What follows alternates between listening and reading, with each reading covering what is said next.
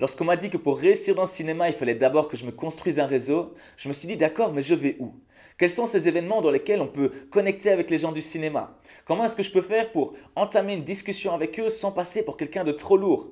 Comment est-ce que je peux faire justement pour susciter de l'intérêt chez eux de façon à ce qu'on crée de vraies relations? Et puis je me suis rendu compte qu'en fait on est très nombreux à se poser ces mêmes questions. C'est pour ça que j'ai décidé d'aller interviewer Jérémy Van Obdenbos. Donc Jérémy, c'est un expert en création de réseau. Tu vas te rendre compte qu'au cours des dernières années, il s'est créé un réseau de malades, et je pèse mes mots, entre les petites stars françaises jusqu'aux grandes stars hollywoodiennes. Il a vraiment réussi à connecter avec des personnes qui sont habituellement inaccessibles. Donc tu t'en doutes, tout au long de l'interview, je l'ai littéralement cuisiné pour essayer de comprendre bien, comment est-ce qu'il fait, quelle est sa méthode, par où il a commencé, comment il s'est construit ce réseau, comment il entame une discussion, etc. C'est ce que tu vas découvrir dans cette vidéo. Il explique beaucoup d'astuces. Par exemple, comment est-ce que chaque année, il fait pour se faire inviter juste après la cérémonie des Césars. Il se fait inviter dans des soirées ultra privées, dans des villas à Cannes, où se réunissent toutes les stars. Et forcément, une fois qu'il est sur place, il n'a plus qu'à se servir, il peut connecter avec tout le monde. C'est ça que tu vas découvrir dans cette interview, donc ça a évidemment beaucoup de valeur. Avant de démarrer, je t'invite, si tu n'es pas encore abonné, abonne-toi immédiatement si tu veux réussir dans le milieu du cinéma. C'est le but de cette chaîne, te donner un maximum de contenu pour t'aider à y parvenir. Voilà, donc sans plus attendre, je te présente avec très grand plaisir l'interview de Jérémy Van Obdenbos, expert en création de réseau. C'est parti!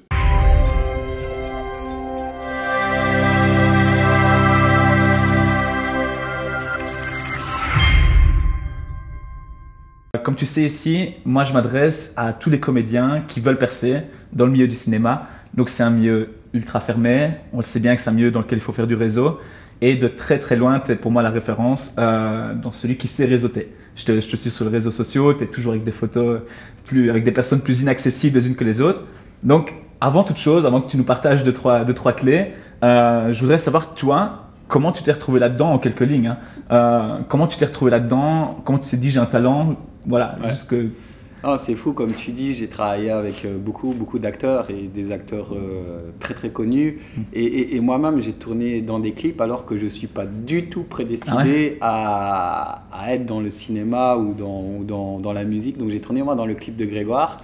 Et tout ça, c'est indépendamment. Moi, j'ai jamais fait de clips, jamais été, c'est pas mon secteur du tout, mais je me retrouve malgré tout là-dedans parce que c'est le réseautage. Okay. Donc, comme quoi, il y a des gens qui essayent de faire tous les castings qui n'arrivent pas.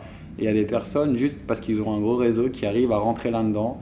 Alors que moi, je suis entrepreneur, je suis dans le consulting, j'ai d'autres projets, mais malgré ça, je me retrouve quand même dans ce milieu-là. Et tout ça, c'est les relations. Et pour faire un petit peu rêver les gens qui vont regarder la vidéo, dans le milieu du cinéma, moi je sais très bien déjà une personne que tu as su contacter qui est juste complètement folle. Si tu devais faire un peu rêver un petit top 3 des gens que tu as su contacter comme ça, qui sont d'habitude… Je pense que la première rencontre qui a été la plus impressionnante pour moi, c'est Brad Pitt et Angelina Jolie. C'est parce que j'étais très jeune. À ce moment-là, il faut savoir que j'étais encore très timide. Moi, à la base, je suis timide. Et cette rencontre, ça a créé un déclic dans ma vie parce que le fait de discuter avec des gens comme ça et qui t'écoutent, et qu'en plus derrière, ils acceptent de prendre une photo, ce qu'ils ne le font très rarement, ça veut dire que j'ai capté leur attention. Donc ouais, ça crée un boost de confiance. Et puis en effet, il y a Brad Pitt. Je me suis retrouvé dans la villa avec DiCaprio, donc chez lui. C'est des centaines en fait. J'ai travaillé avec Jean-Claude Van Damme sur certains projets. Enfin, quand je dis travailler, on était sur les mêmes événements et on se connaît. J'ai rencontré Sylvester Stallone et tout ça, c'est grâce au réseautage. Donc, en effet, si j'aurais pu aller plus loin et si je le veux vraiment, je sais comment faire pour devenir acteur. Après, derrière, tu as les relations, mais il y a bien sûr aussi énormément de travail. On ne devient pas acteur sans tous ces gens qui réussissent dans le cinéma. Ils travaillent à fond, mais c'est la combinaison des deux qui fait qu'il y a des gens qui se retrouvent vraiment propulsés à des hauts niveaux. C'est sûr. Et donc toi, dans ton cas, j'imagine que ces gens-là, tu as pu y accéder par le réseau de fil en aiguille en fait. Ouais, c'est ça. Ouais. Donc tu as commencé entre guillemets par un petit réseau qui s'est enrichi avec le temps. Ouais, ça a été, c'est comme dans tout, c'est tu commences en bas de l'échelle avec des personnes normales et puis en fait, comme tu arrives à apporter de la valeur aux autres, tu commences à avoir un bouche-oreille qui tourne autour de toi et c'est comme ça qu'au final, je me retrouve aussi à travailler avec des gens comme Stromae sur les World Music Awards parce que tout ça, c'est du réseautage. Mais ça peut aller très vite, mais en effet, tu commences au plus bas. Donc, Et est-ce que tu dirais que le cinéma, c'est un réseau à part? Je pose la question parce que je trouve que c'est personnellement un réseau très très fermé. Ils ont tellement l'habitude d'être convoités de tous les sens. Est-ce que tu penses que quelle est la particularité pour toi du réseau du cinéma? Ben, c'est clair que le cinéma, c'est un réseau à part. C'est un microcosme avec les réalisateurs, producteurs. Si tu veux être dans le cinéma, tu vas pas aller réseauter avec un chef d'entreprise. Quoique, indirectement, ça peut être intéressant parce qu'un chef d'entreprise peut avoir dans ses amis un producteur. Donc, ça peut être des réseaux indirects. Mais c'est clair que c'est une niche et je pense que si on veut vraiment percer dans le cinéma, il faut rentrer dans cette niche-là. Il y a plusieurs moyens de rentrer dans le milieu du cinéma et quand tu rentres là-dedans et que tu commences à avoir tes premiers contacts, si tu sais comment faire pour réseauter, bah, c'est le plus dur, c'est d'avoir ces premiers contacts et puis c'est comme ça que tu vas en effet évoluer. C'est de fil en aiguille. Ouais, c'est de fil en aiguille. Ouais. Et donc justement, tu dis qu'il faut démarrer quelque part. Quelque chose d'assez classique qu'on dit souvent, c'est aller dans des événements. Par rapport au cinéma, pour toi, quels sont les événements en francophonie, donc Belgique, France, limite Suisse, où tu te dis, ouais, pour le cinéma, il faut aller là-bas, quoi. Bah, clairement, je pense que si tu veux percer dans le cinéma, tu dois être présent sur les festivals. Donc, Festival de Cannes, là, il y a le festival à Venise en septembre, tous ces festivals, parce qu'en fait, ce qui se passe, c'est que même si tu n'es pas accrédité ou quoi, mais tous les acteurs, tous les producteurs, il y en a des centaines et des centaines. Et ces gens-là, bah, ils sont comme nous, ils vont dans des hôtels, ils vont manger dans des restaurants. Et c'est du ciblage. Après, tu sais qu'à un moment, tu pourrais les rencontrer dans un endroit. Ils ne sont pas tout le temps non plus avec des gardes du corps. Et c'est comme ça que tu peux faire des rencontres. Je te prends l'exemple dans la musique je pense, de mémoire. Hein. C'est Calogero. Calogero, c'est comme ça qu'il a commencé dans la musique. Il a été sur des événements comme en tant que spectateur, sur par exemple Les Enfoirés ou quelque chose comme ça. Mais après, il sait que les artistes vont aller manger dans des restaurants. Et à un moment, il les a suivis, il était avec ses maquettes de CD, il a donné ça à un artiste, mais c'est dans un restaurant, tu vois, à l'entrée. Et c'est comme ça, il faut être là où tout gravite. Et après, parfois aussi, être réseauteur, c'est être débrouillard. Avec du culot, il y a des gens qui arrivent à finalement se retrouver dans des événements parce qu'ils ont eu le culot de demander et parfois ça passe aussi comme ça. Donc vraiment, les festivals, c'est le plus important. Même si on n'a pas des accréditations, il faut y aller. Il faut y aller, passer un peu de temps. Et il y a, à côté, dans un festival, il y a le festival, mais il y a aussi énormément d'événements où les acteurs sont invités. Comme quoi, par exemple, justement? Bah, il y a des événements, en fait, c'est tout un business. Il y a des grands joailliers qui font des soirées privées à côté. Et donc, tous les acteurs sont invités parce que les grandes marques, il y a beaucoup de celebrities marketing. Donc, tous les acteurs sont invités sur ces grands événements. Et moi, Stallone, c'est comme ça que je l'ai rencontré. C'était dans un événement d'un magazine qui était Vanity Fair. Il était là et j'étais dans cet événement. Et donc, on s'est rencontrés dans cet événement-là. Et il y avait tout. C'était une soirée où il y avait tout le milieu du cinéma. Il y avait Harrison Ford, toute l'équipe d'Expandable, il y avait toute l'équipe de le film avec j'ai oublié le nom, Jennifer Lawrence. Ils ont fait, voilà, ils étaient tous là. Et donc moi je me retrouve en train de graviter. Après maintenant, il faut, quand on est dans un événement, que ce soit un dîner d'affaires, un événement comme ça, il faut savoir se débrouiller, il faut savoir aborder quelqu'un, il faut savoir discuter, il faut savoir créer le contact. Et quand on maîtrise tout cet art-là, bah derrière, c'est là qu'on peut faire des contacts. Moi, je vais te donner quelqu'un je travaillais avec une mannequin et je l'ai amenée dans un événement. Elle avait gagné un très très grand concours, donc elle a tout le talent. Elle a vraiment beaucoup de talent, mais je l'ai présentée à la rédactrice en chef de Vogue, Vogue France. Et en fait, ce qui s'est passé, c'est qu'elle peut avoir tout le talent qu'elle veut. Elle n'a pas réussi, je pense qu'elle a perdu un peu ses moyens face à une personne aussi importante, comme si elle jouait sa vie. Et donc, comme elle a perdu ses moyens, le contact n'est pas bien passé. Et enfin, c'est pas qu'il n'est pas bien passé, mais il n'y a pas eu de connexion. Et donc derrière, il n'y a rien qui s'est passé. Mais je te promets que j'ai travaillé avec des très très grandes mannequins. Elles sont toutes des entrepreneurs. Elles ne sont pas que mannequins, mais entrepreneurs et networkers. Et une fille comme par exemple aussi Paris Hilton, ce sont des gens, quand ils vont face à quelqu'un, ils savent gérer la relation. C'est des networkers et donc entrepreneurs, c'est des businessmen. Et derrière, un moment qu'une personne talentueuse peut rater, d'autres vont saisir l'occasion. Derrière, le contact se fait et tu as des gros projets qui démarrent derrière. Donc pareil avec les acteurs. Des gens comme Jean Dujardin, que j'ai eu la chance de rencontrer, c'est pareil, c'est des gens qui ne sont pas que acteurs. Ils savent qu'ils doivent être bien dans les relations, qu'ils doivent connaître des réalisateurs, des producteurs, qu'ils doivent aller à des événements. Et petit à petit, en créant des liens forts, les gens, comme ils les connaissent, plutôt que quelqu'un qui connaisse un peu moins bien, ils disent Jean Dujardin est quelqu'un talentueux, en plus on le connaît, il est sympa. Hazanavicius va le faire jouer, va peut-être le prendre lui plutôt que quelqu'un d'autre dans The Artist, parce que tout les relations sont bonnes et le talent est là et les deux font que derrière il reçoit l'Oscar à Hollywood, tu vois. C'est ce que beaucoup de gens disent, la réussite c'est un parcours d'adresse et dans le cinéma c'est exactement ça. Ok. Parce que donc ici il y a plusieurs clés, tu en as cité plusieurs. Pour résumer, déjà peut-être pas foncer quand ils sont entourés. Tu disais par exemple aller au restaurant, aller à des moments où ils ont moins l'habitude d'être accostés entre guillemets. Ouais. Également ici le côté de pas perdre ses moyens, quoi, d'arriver à rester normal. Ouais, c'est ça. Parce qu'il y a beaucoup de, je pense, d'acteurs qui vont se dire, et moi, parce que je donne des formations sur le networking, il y a beaucoup de gens qui me disent, ouais, mais je vais perdre mes moyens parce que je me sens pas assez légitime par rapport à quelqu'un d'important. Et moi, Brad Pitt, j'aurais pu, face à eux, perdre mes moyens. Parce que c'est des gens qui sont inaccessibles. Et comment, psychologiquement, pourquoi ça s'est bien passé? Parce que déjà, je me suis mis sur un pied d'égalité par rapport à eux. Dans la vie, il ne faut jamais mettre des gens en dessous de toi ou au-dessus de toi. Il faut toujours les mettre sur un pied d'égalité. Et moi, quand j'ai vu Brad Pitt, j'ai fait « Ok, il est bon dans le cinéma, ok, il est connu, mais moi, je suis bon dans d'autres choses. J'ai des sociétés qui cartonnent, je suis très bon dans le consulting et je vais peut-être aussi lui apprendre des choses. » Et donc, du coup, je me remets sur un pied d'égalité et je pense que le fait qu'on ne les met pas sur un piédestal, eux sont tellement habitués à avoir que des gens qui les mettent sur un piédestal qu'ils disent tiens, quelqu'un qui parle normalement avec nous, parce que je n'ai même pas parlé de cinéma avec Brad Pitt, je parlais de tout sauf de cinéma. Et donc le fait d'être psychologiquement le networking, c'est comme un entretien d'embauche. Psychologiquement, il ne faut pas que tu arrives en mode loser quand tu rencontres quelqu'un. Tu dois avoir cette attitude où tu as envie de les rencontrer, montrer que tu les connais déjà. Ça ne sert à rien aussi dans le cinéma d'aller voir des gens que tu n'aimes pas. Brad Pitt, pourquoi j'ai été le voir, c'est que c'est quelqu'un que j'apprécie, c'est un architecte, il aide beaucoup sur des associations, mais il y a d'autres acteurs, ils vont être à côté de moi, je ne vais pas les voir parce qu'on n'a pas les mêmes valeurs et ça va se ressentir.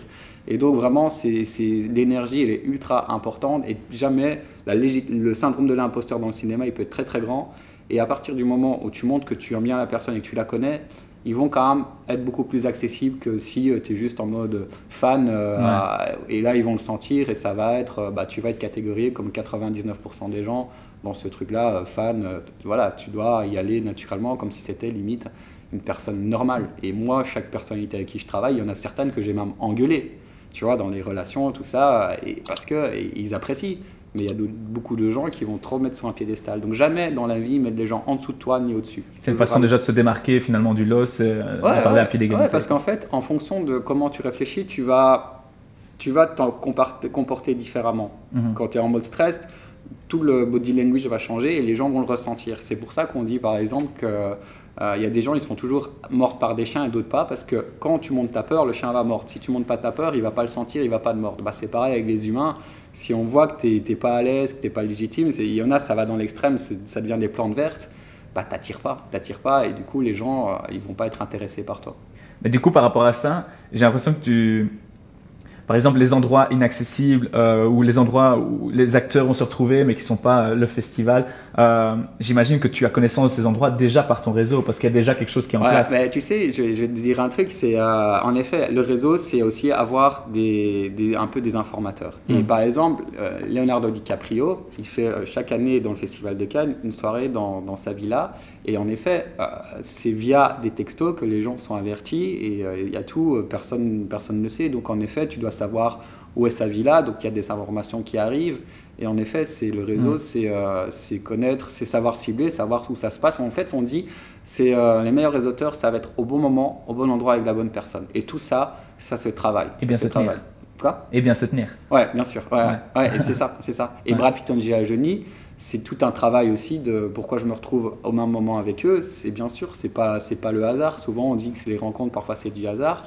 Non, c'est le réseautage, ça se prépare. Dans le cinéma, si on veut rencontrer cet acteur-là, moi, à un moment, c'est pareil dans le sport, j'ai voulu rencontrer Cristiano Ronaldo. J'ai été jusqu'à Madrid pour le rencontrer. Ça ne s'est pas fait, mais il y avait...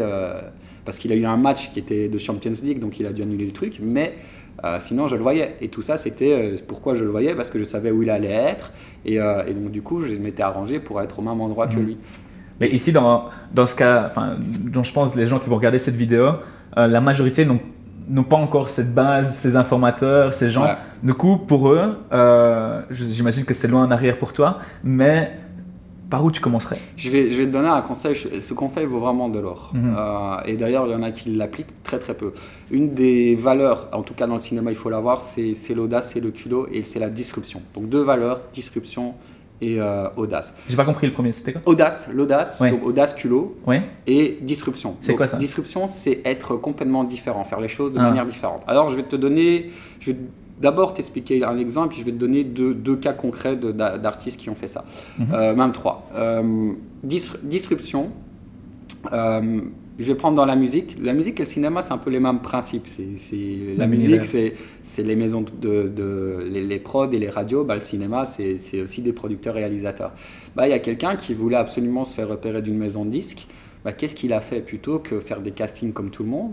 Il a pris sa guitare et il s'est mis toute la journée devant la maison de disques à faire de la guitare. Mais comme tous les gens de la maison de disques, ils savaient où ils étaient, eux, à un moment, ils vont sortir pendant la journée manger ou même à la fin de journée. Et donc, déjà, les producteurs vont dire, tiens, c'est quelqu'un on voit qui en veut.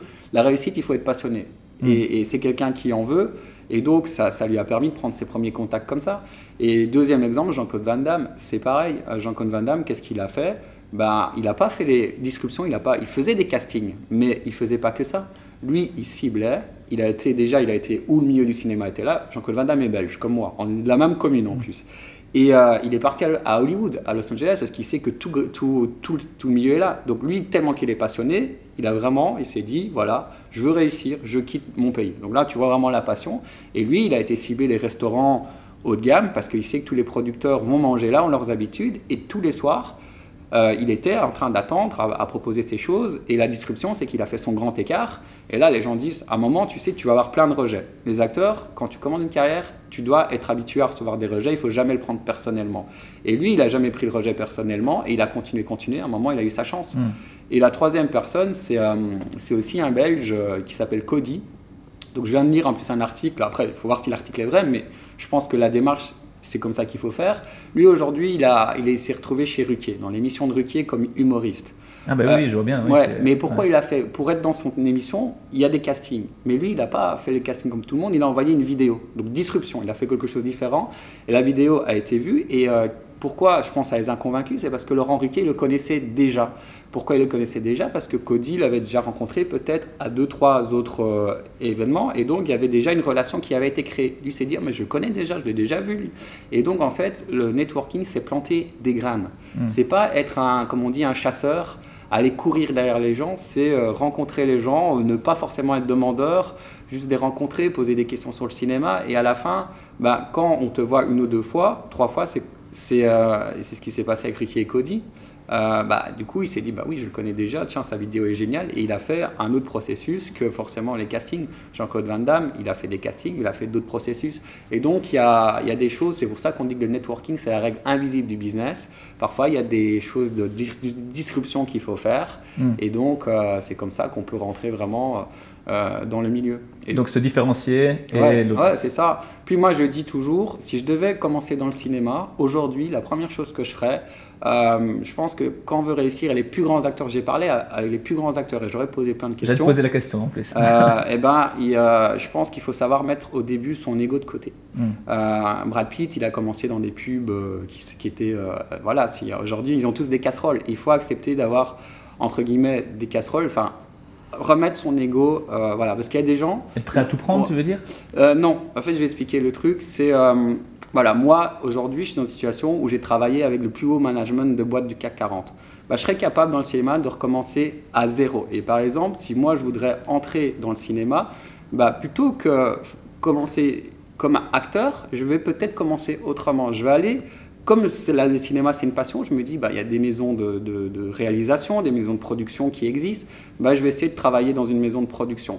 Et quitte à demander avoir un rôle où je vais servir le café, pas de souci. Pourquoi? Parce que ça me permet de me faire des contacts. Et après, ça, moi, le fait d'avoir accepté quelque chose juste de servir le café, mais là, tu mets ton ego vraiment au plus bas, tu acceptes de faire le café, mais qu'est-ce qui se passe? Ça te permet de rentrer dans une boîte et après c'est à toi à rencontrer les gens, à montrer ton talent, à montrer que tu es bon dans le cinéma et quand les gens te connaissent, à un moment, si tu es bon, ils vont te donner ta chance. Donc moi, je commencerai vraiment comme ça et souvent, moi, tous mes nouveaux projets, j'ai toujours commencé au plus bas sur des choses comme ça, parfois à faire les choses gratuitement. Et après, quand tu commences à fonctionner, là tu te demandes, mais il y a des gens, en fait le problème des gens c'est qu'ils commencent directement, ils veulent beaucoup d'argent et ils sont trop gourmands. Non, si c'est ta passion, fais les choses, crée-toi des contacts et des bons contacts, et c'est comme ça qu'après tu t'es connu dans le milieu et que tu vas évoluer. Donc vraiment, il faut faire attention à ça, de ne pas être trop gourmand. Et un conseil que je donne, parce que moi, il y a beaucoup de gens qui viennent me voir aussi, oui, je veux être acteur, est-ce que tu peux pas mettre en contact avec d'autres acteurs? Et je lui dis, comme ça, juste pour le tester, je lui dis, fais-moi un peu, mime-moi un peu quelqu'un qui pleure, quelqu'un.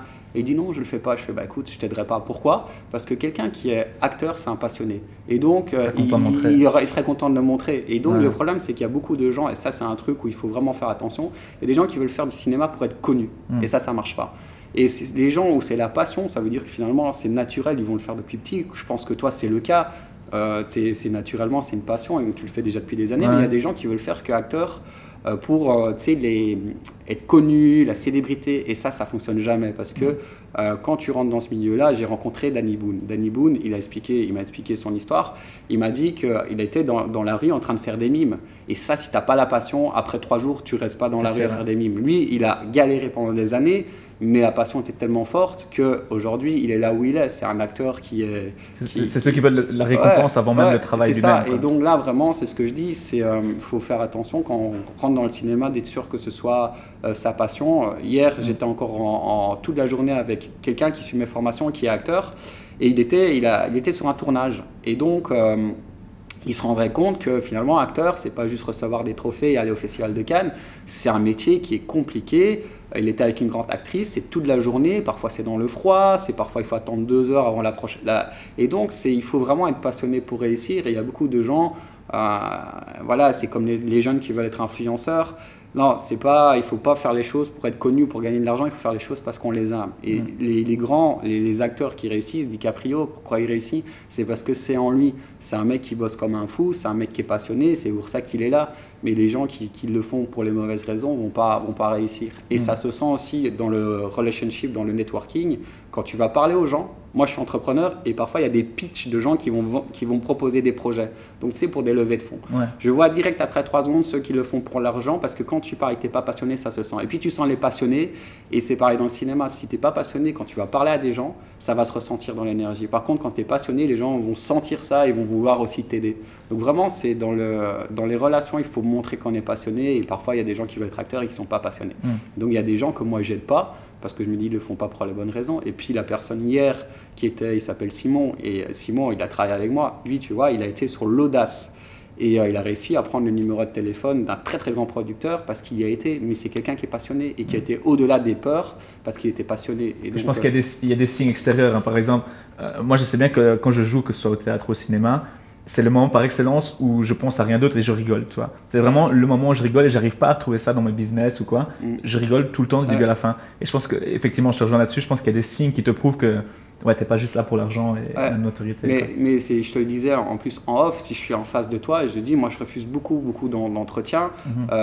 Mais toi, je sens que tu es un passionné et que tu as vraiment envie d'aider tes clients et les gens qui veulent se lancer dans le cinéma. Et c'est pour ça que j'ai accepté de pouvoir un peu expliquer mon expérience. C'est gentil. Parce qu'il y a plein de gens à qui je dis non, parce que je sens que c'est trop business et que derrière, il n'y a pas la passion.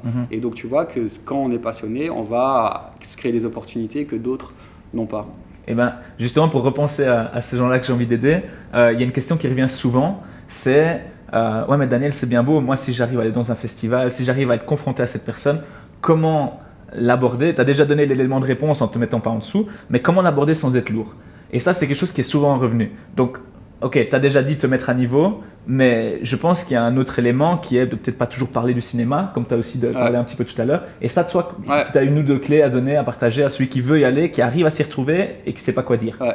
En fait, le truc, c'est que le problème des gens, c'est qu'en effet, ils vont aborder et après, il y en a beaucoup, c'est des marchands de tapis. Moi, dans les événements de networking, il y a des gens qui sont arrivés, je ne les connaissais pas, direct, ils me donnent leur carte de visite.